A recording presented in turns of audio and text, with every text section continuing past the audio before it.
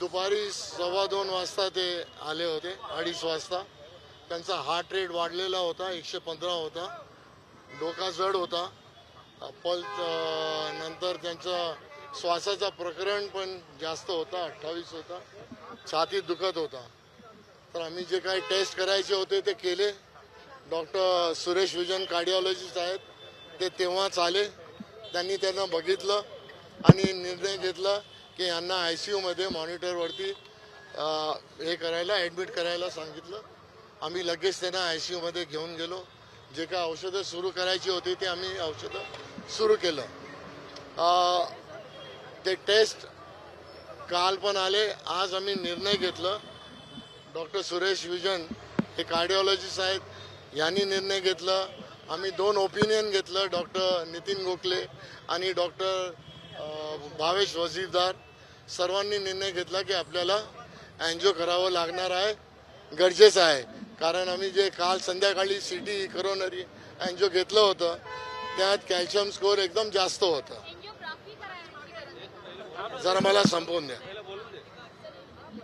तर CT coronary अँजिओमध्ये जे report आलं होतं त्याच्यानंतर निर्णय घेतला गेलं की आता आपल्याला करोनरी अँजिओग्राफी करावी लागणार आहे.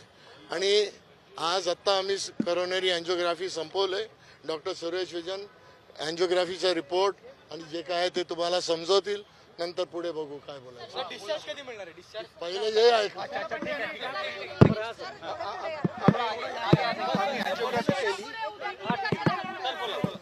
अँजिओग्राफीमध्ये मल्टिपल वेसलमध्ये ब्लॉक्स आहेत. एक 100% आहे, एक 90% आहे आणि दुसरी जागा अनदर 90% आणि मग 60% आहे. 4 ब्लॉक्स आहेत, सर्व सिव्हिअर आहेत. आम्ही त्यांना रेकमेंड केलं की त्यांना बायपास करावा लागेल. ओके, बायपास सर्जरी करायचं आहे. त्यांचं मन नाही, पण ते विचार करतील, मग आम्हाला सांगतील, मग आपण अरेंज करूया. जितका त्यांना त्रास झालेला, त्यांना अनस्टेबल अंजायना होता, जितकं लवकर केलं तितकं बरं.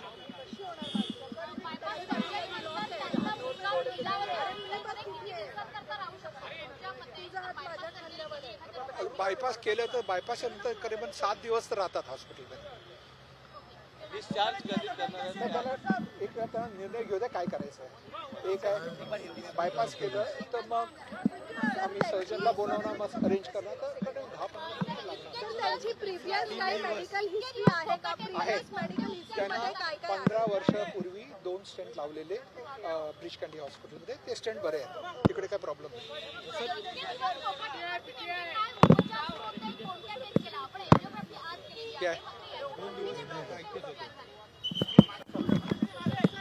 हे बघा, अँजिओग्राफी आता झालेली आहे. त्यांना 4 ब्लॉकेजेस आहेत. 4 ब्लॉकेजेस असल्यामुळे डॉक्टर सुरेश विजन कार्डिओलॉजिस्टने त्यांना रेकमेंडेशन जे करायचं असतं तर सर्वात पहिले आम्ही जे सर्वात चांगलं ऑप्शन असतो ते आम्ही देतो. त्यांनी पहिला ऑप्शन दिला आहे की यांनी बायपास सर्जरी केलं पाहिजे. पण जर फॅमिलीला किंवा पेशंटला बायपास करायचं मन नसेल तर असं नाही आहे की उपचार काय बंद होतील. आम्ही अँजिओप्लास्टी पण करू शकतो त्याच्यानंतर. हे ऑप्शन दुसरा ऑप्शन आहे, पण पहिला ऑप्शन आहे बायपास सर्जरीचा. आता आम्हाला हे सांगायचं आहे की जे मीडियामध्ये असं आहे की हे ॲडमिट झाले इकडे लीलावतीमध्ये. लीलावतीची काय इंटेग्रिटी असते आणि ते इंटेग्रिटी आम्ही ऑनेस्टली करतो. म्हणून आम्ही तुम्हाला याच्यासाठी आज आत्ता आलो आणि तुम्हाला बोलायला की तुम्हाला सर्वांना माहिती पडलं पाहिजे की आम्ही असंच पेशंट ॲडमिट करत नाही. त्यांना गरजेचं असतं म्हणून ॲडमिट करतो. आणि आता it is in the open की त्यांना बायपास सर्जरी लागणार आहे. जर त्यांना बायपास सर्जरी करायची मन नसला तर मग डॉक्टर सुरेश विजन अँजिओप्लास्टी करतील. ते पण जास्त करून ते 2 स्टेजमध्ये. So now I have spoken in Marathi. We'll speak in Hindi. आप जरा रुकेंगे? आप ही बात करेंगे, दूसरों को तो बात करने दो ना. अच्छा, अभी जो भी पूछना है इनसे पूछो कार्डिया के बारे में. बैकग्राउंड दे दो. 2 दिन पहले आए थे, क्या हुआ है, कितना ब्लॉकेज है, क्या ऑप्शन दिए. 2 दिन से उनके ऊपर क्या ट्रीटमेंट हुआ. अच्छा, 2 दिन पहले लीलावती के कैजुअलिटी में आए. उनको सांस लग रही थी उनका ब्लड प्रेशर काफ़ी हाई था, 220 110 ब्लड प्रेशर था। उनका हार्ट रेट 115 था, रेस्पिरेटरी रेट 28 था, ऑक्सीजन 98% था और उनको सीवियर हेडेक हो रहा था। तो हमें इमीडिएटली ईसीजी निकालना था, जो टेस्ट करने थे सब कर लिए। उसके बाद डॉक्टर सुरेश विजन ने आके उनको देखा। हम लोग ने निर्णय ले लिया कि ये एक्यूट कोरोनरी सिंड्रोम है और एक्सेलरेटेड हाइपरटेंशन है, जिसके वजह से हम लोगों ने उनको आईसीयू में शिफ्ट किया। आईसीयू में शिफ्ट होने के बाद डॉक्टर सुरेश विजन ने जो वो टेस्ट करवाने थे वो करवा लिए। उसके बाद जो दवाइयाँ देनी थी वो भी दवाइयाँ शुरू की। फिर उन्होंने कार्डियोलाइसिस होने की वजह से उन्होंने जो टेस्ट करवाए वो डॉक्टर सुरेश विजन खुद बताएंगे आपको। जब वो आए थे उनके ब्लड टेस्ट किए थे, ट्रोपोनिन जो कार्डियक टेस्ट है वो स्लाइटली एलिवेटेड था, कार्डियोग्राम में थोड़े से चेंजेस थे, इसलिए हमने उनको आईसीयू में एडमिट करके उनको इंट्रावेनस ट्रीटमेंट चालू किया और उससे वो सेटल हो गए। फिर हमने 2D एको किया जो कि नॉर्मल था। फिर बोला कि ये सब हुआ है, स्टेंट लगे हैं, तो एक सीटी एंजियो करके देखा है। सीटी एंजियो में हमको रिपोर्ट्स आई कि ब्लॉक्स है, कैल्शियम स्कोर बहुत हाई है, इसलिए हमने आज उनकी एंजियोग्राफी की। आज की एंजियोग्राफी में जैसे मैंने बताया 4 ब्लॉक्स हैं, उसमें से एक 100% है, 2 90% और एक 70%। इसलिए मेरी राय रही है उनको कि आप बाईपास कराइए। अब वो कराने में इतना इंटरेस्ट नहीं रखते, विच इज चॉइस। बट मैंने कहा कि आप सोचिए, विचार करो फैमिली के साथ, फिर हमें बताइए क्या करना है। अकॉर्डिंगली फिर हम प्लान करके उनका बाईपास या एंजियोप्लास्टी जो करना है करेंगे। जो नासिक पुलिस यहाँ पर आई है, क्या उनसे भी आपसे बात कुछ हुई है सर? आप लोगों ने उनको भी रिपोर्ट दिया? हाँ, अभी हम आपको उनको देंगे सब डिटेल, तो देन दे कैन टेक आप व्हाटएवर लोग दे। इतने उतावले थे कि हमको किसी से बात करने को दिया ही नहीं, तो हम पुलिस को दे देंगे इन्फॉर्मेशन। सर 2 बजे बुलेटिन देने वाले थे, लेकिन 4 बजे ये बुलेटिन आया। आज सुना वहाँ पे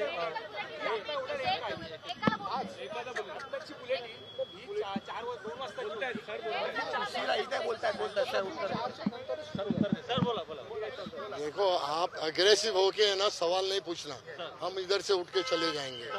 आप अगर पूछ रहे हैं कि 2 बजे की बुलेटिन हमने 4 बजे क्यों दी या 5 बजे क्यों दी, उसकी वजह ये थी कि जो कैथ लैब जो है जहाँ पर एंजियोग्राफी होती है उसमें दूसरे सब लाइनअप थे, तो उसके वजह से जो एंजियोग्राफी वगैरह, जो एंजियोप्लास्टी, दूसरे प्रोसीजर्स थे वो ख़त्म होते होते हमको 5 बजे हमको स्लॉट मिला और उस वजह से हमने वो स्लॉट जब मिला तब हमने ख़त्म करके आपके पास तुरंत आ गए। आपण जे विचारले की आम्ही 2 वाजता तुम्हाला हे बाईट का नाही दिली, असं आहे की कॅथलॅबमध्ये दुसरे डॉक्टर्स असतात, दुसरे पेशंट असतात, तर सर्वांना स्लॉट दिलं जातं, तर ते स्लॉट जेव्हा संपलं तेव्हाच आमच्या पेशंटला आम्ही घेऊ शकलो। आम्हाला असं वाटलं होतं की 2 वाजेपर्यंत स्लॉट आम्हाला मिळेल, पण ते नाही मिळालं, कारण जर डिले असतो दुसऱ्या पेशंटचा तर ते पुढे जातं। तर आम्हाला स्लॉट मिळाल्यानंतर आम्ही लगेच एंजियोग्राफी केली आणि एंजियोग्राफी संपल्यानंतर फक्त फॅमिलीशी बोललोय, खाली येऊन आम्ही लगेच तुम्हाला हे बाईट दिलं। काय चुकीचं केलंय का? नाही ना?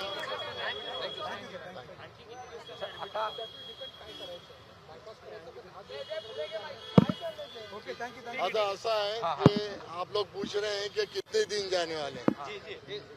डॉक्टर साहब ने 2 उनको ऑप्शन दिए। हम अक्सर ऐसा रहता है जो बेस्ट ऑप्शन रहता है वो देते हैं। तो सब में पहला ऑप्शन ये है कि इन्होंने कहा है कि बाईपास सर्जरी करनी चाहिए क्योंकि 4 ब्लॉकेजेस हैं।